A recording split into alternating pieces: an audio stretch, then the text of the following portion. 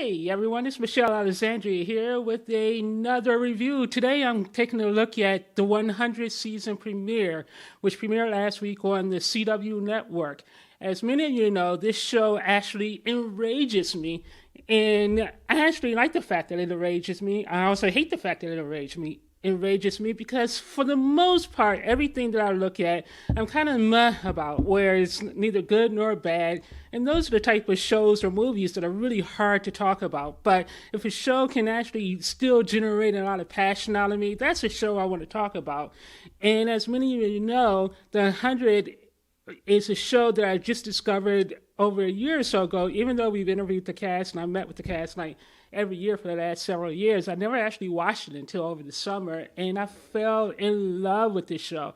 But season 3 was such a mess, and I've actually rage quit the show the very first time I ever rage quit anything. I always thought that was a myth, rage quitting, but yeah, I rage quit this one.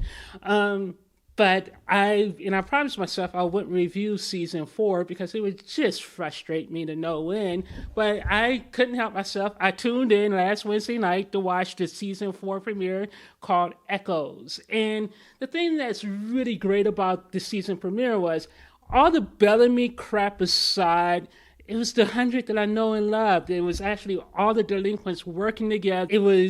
It moved at a really fast pace. There were a lot of balls that J. Roth was juggling, and we got a sneak peek at what everyone was doing. The thing that drives me absolutely nuts about the 100 is the fact that the Grounders never can get justice, and the Arkers still sat there on their high horse and judged everything. And from a viewer standpoint, we're still supposed to see the Grounders as savages, even after everything the Arkers did in season 3.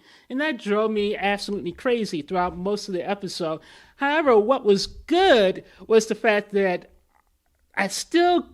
Clark drove me nuts, so I'm not even going to say she was good. But what I really loved was Echo.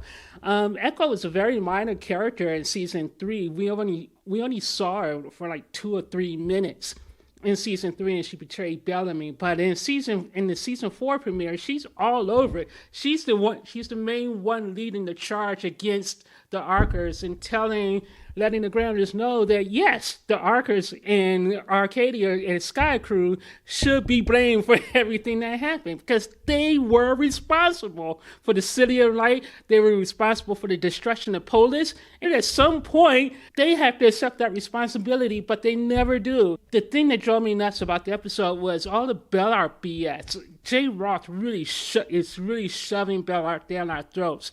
Every scene that featured Clark had Bellamy standing right next to her as though he was some lovesick puppy.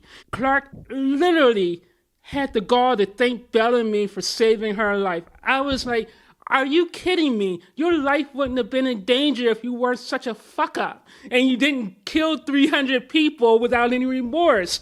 And yet she's thanking him for saving her life? Come on. Are we supposed to just forget everything that happened in season 3? I actually think we are, because at one point in the episode, Kane literally tells Bellamy, you know what? You got to bottle all your feelings up and turn the page. You got to turn the page and forget about everything you did last year and just move on with your life. And I actually think by having Kane say that to Bellamy, that was also J. Roth and the producers telling fans of the show, you know what? Just forget everything that happened previously.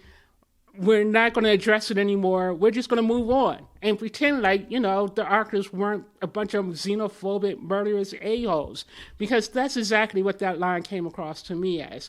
What was great about the episode was Roan. Roan was great. Roan came back. Echo was trying to push Roan into taking revenge out on Sky Crew, but of course, Roan was conflicted. He didn't know what he wanted to do, and Clark comes up and once again saves the day. She gives Roan the chip that will prove that you are the commander, that no other commander will be able to be selected, and no commander will be able to rule over Asgada without your approval. And Roan took that deal and then let the Arkers go at the end. So Clark and Bellamy are going to go off and try to find out a solution to the nuclear meltdown. Kane and Abby stayed in Polis to kind of help King Roan and make sure he doesn't fall or anything happens to him. But I'm sitting there going, why the hell is Kane and Abby of all people standing behind in Polis? They know nothing about grounded culture. They never bothered to learn about grounded culture or politics.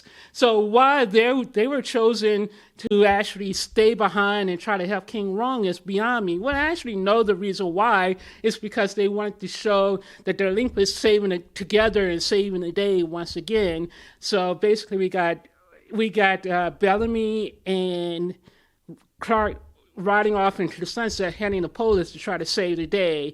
Also got to look at the delinquents over in Arcadia, trying to find out what happened post Alley and what's going on. Clark tells Raven to actually go and determine if what Alley said was indeed real.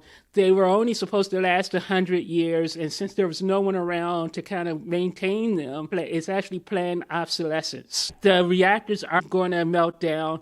The last shot of the episode showed someone in the desert getting wiped out by a huge sandstorm that hit the desert and is heading towards Polis and Treeq Land.